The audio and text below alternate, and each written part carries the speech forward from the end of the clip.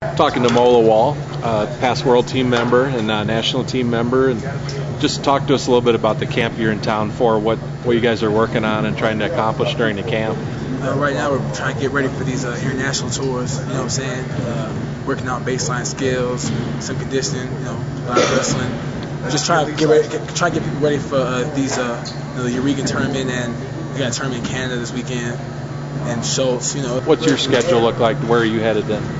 I got Schultz and I don't know right now. Schultz, I'm going win tournament time right now. Schultz seems like right now, so we got geared up. Tell us about what you're doing right now. You moved out to California and then you've been traveling around training with a lot of different people. I'm in California with Team Quest, training with Dan Henderson and Sokaju and Sol Pelele. Got Jason Mayhem Miller, but I got guys flying in like Kurt Beck is coming in.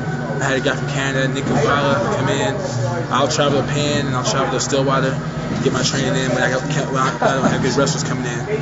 But I'll cross train MMA and hit the mitts once in a while, do conditioning. But stay in the shape, get my wrestling here and there. Is that what you're looking at after this year? Is MMA? Are you going to go into that full time, or is it just you just kind of got to take it, year by year as far as that goes? I think it's gonna be a full-time thing for me. My transition will be smooth going in MMA. I'm looking to be fighting right after the Olympics. You know what I'm saying? Hopefully a month after the Olympics is my first fight. What other fighters train where you're at then? We got Josh Hall, Jesse Taylor, Sokaju. Everyone knows Dan Henderson, Jason Mayhem Miller. We got Alberto Crane. We got a guy named Hamalo, top jiu-jitsu guy. Vinicius Majahalis. Dean Lister comes through and works out with us. We got a lot of people there. What appeals to you about MMA? I mean, obviously it's exploded. It's become a huge sport. I like the combat and I like the money. To be real with you, I like the combat and the money, and I don't care about the fame. I just want to, just go out there, make some money and be great, at what I do. When you did Real Pro Wrestling, you put on a great show, and I know UFC's kind of marketed the same way, where the fans are really into it with the cage and everything. I mean, is that just something that excites you too? Just that, getting out there and performing in front of a lot of people. Yeah, I like that aspect. I like Japan. If UFC's big, but Japanese, they do a better job with production. So either one, I don't care. As long as I can go fight and put on a good show and have good fights, that's what I want to do. Well, let's talk about wrestling then. If this is your last year, and obviously the Olympics this year, I mean, what's going to be the key for you? I know, are you going to stay at 96 or go down to 84? What's the plan right now? Well, the plan right now, everybody, y'all find out the plan at Nationals. I'm going to keep that on the hush. But pretty much everyone knows what I'm going to do. It makes common sense. Look how skinny I look. So, we'll see. Y'all see me at 84, yeah. How did you, you were on the verge of being a world champ. You're on the world team in 05, and then 06 got upset at the trials, and then you moved up and wrestled Cormier, who ended up winning a world bronze medal. I mean, what did you learn from that experience? And just how hungry has it made you? Well, I've always been hungry.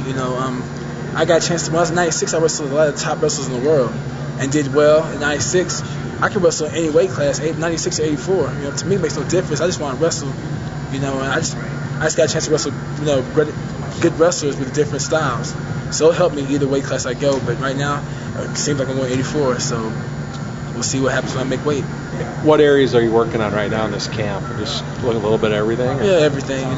Top, parterre, counter offense, my shots, setups, clinch offense, clinch defense, all that. Is it difficult when you and Daniel were battling? I know you guys have been friends for a long time, training partners and so forth. Was it pretty difficult for you guys when you guys had to match up?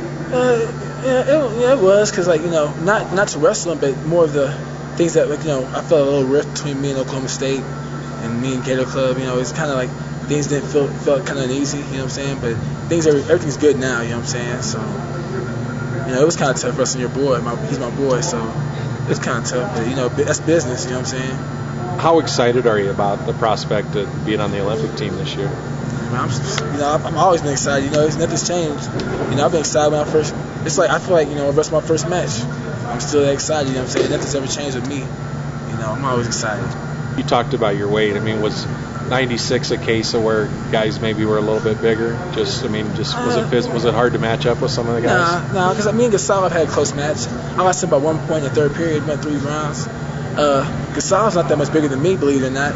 It's all, I don't know Daniel, at Nationals here, by the time I wrestled Daniel, he was like 240 probably in the finals and the trials he set out. But against everybody else, I feel all right. When I'm sitting around 208, 209, I feel, I'm strong. But if I'm lighter, it's going to be a little bit harder, but I can still move. But, wrestling's wrestling. I'm not going to make no excuses for losing. What's it been like being around like Henderson and some of the MMA guys? I mean, obviously Henderson he's a great wrestler, 2-time Olympian. Man, I like being around them because they give you a different perspective on training and diet, nutrition, all that, peaking. Because, like, wrestlers, sometimes, like, wrestlers they do things, like, all one way. Some wrestlers don't have, like, plan A, B, and C. And I learned, like, with being with Dan, it's usually, like, the fighters have, like, it's a little bit different. They have, like, they have different plans and strategies. And that's why I just started picking up. And my training's a little bit different, so I know I'm in shape. I came out here and I'm in shape, Now I've been barely even sweating, you know what I'm saying? You came out at Nationals last year. You had the cape and the little mask and everything. You got anything planned for this year? You can do something to get the crowd going? We'll see, you know what I'm saying? We'll see. If you watch the HD Net fights, Jason Mayhem Miller had a little Nacho Libre mask and, some spandex on, shiny spandex on. I'm probably going to do something, you have to have fun while you're doing it. You can't be all...